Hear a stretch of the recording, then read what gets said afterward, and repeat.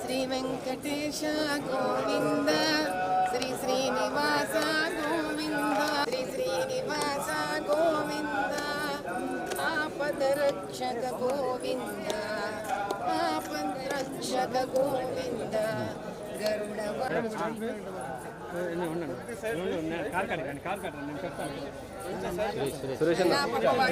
చాలా శాంతంగా ఉన్నారప్ప. Madam madam ఏం లేదు మేడం.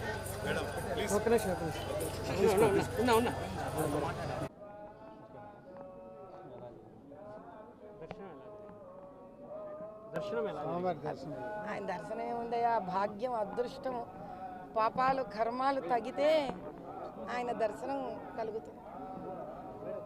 పాపం పెంచుకోవాలంటే కూడా ఒకసారి ఆయన నగలు చూస్తే కూడా కోరికలు వచ్చే వాళ్ళకి కోరికలు వస్తాయి. మన మనసును బట్టి కదా నాయన.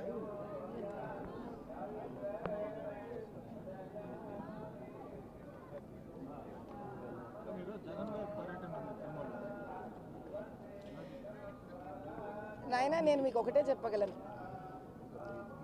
పరమాత్ముడు ఏ ధర్మాన్ని నమ్మే వాళ్ళకి ఆ ధర్మానికి, ఆ ధర్మంలో పరమాత్ముడు వాళ్ళ దేవుడు. నేను హైందవ ధర్మాన్ని నమ్ముతాను, నా పరమాత్ముడు వెంకటేశ్వర స్వామి, పరమేశ్వరుడు, అమ్మవారు, మహాలక్ష్మిలాగా మాకుంటారు. కాబట్టి మనం ఏం చేస్తాము, అయ్యా జీవితంలో చేసిన కష్టాలు పాపాలు మా కర్మలను తెగించు స్వామి అని మనం నమ్మే మతము, మనం నమ్మే ధర్మము ఆ భగవంతుడిని వెళ్ళి కోరుకుంటాం. అంతేగాని మనం నమ్మిన దేవుణ్ణి వెళ్ళి మనం ఏ రకంగానూ కష్టపెట్టము, నష్టపెట్టము, దోచుకోము కదా నాన్న.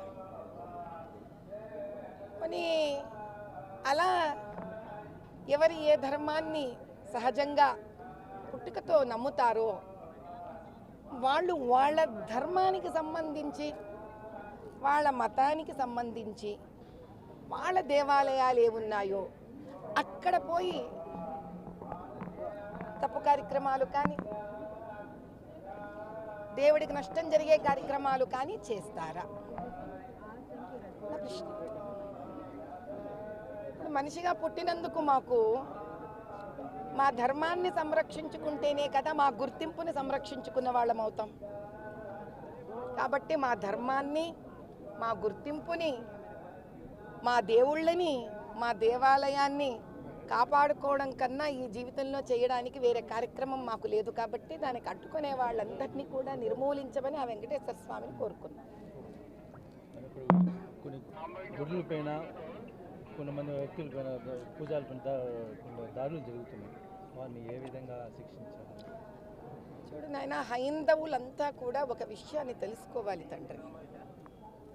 గుళ్ళ మీద దాడులు జరుగుతున్నా కూడా, దేవాలయాల్లోని పండితుల మీద దాడులు జరుగుతున్నా, భక్తుల మీద దాడులు జరుగుతున్నా, ఈ భారతదేశంలో 120 పైన కోట్ల ఉన్న హైందవులందరం ఏం చేస్తున్నాము?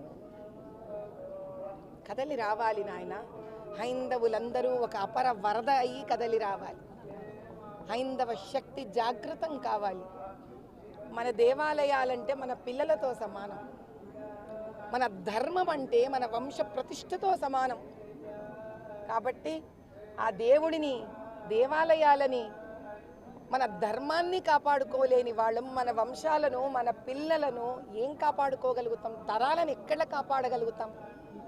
కాబట్టి ఇది ఒకరి బాధ్యత కాదు, మనందరి బాధ్యత అని భావించే వ్యక్తిని కాబట్టే నేను తరలి వచ్చాను. ఆ స్వామివారిని ఒకటే కోరుకున్నాను, తండ్రి నాలో కనుక ఒక ఆవగింజంత ప్రహ్లాదుడిలో భక్తి ఉంటే ఉగ్ర నరసింహావతారం ఎత్తవయ్యా, రాక్షసులను సంహరించు తండ్రి అని మాత్రమే ఆయనను కోరుకున్నాను.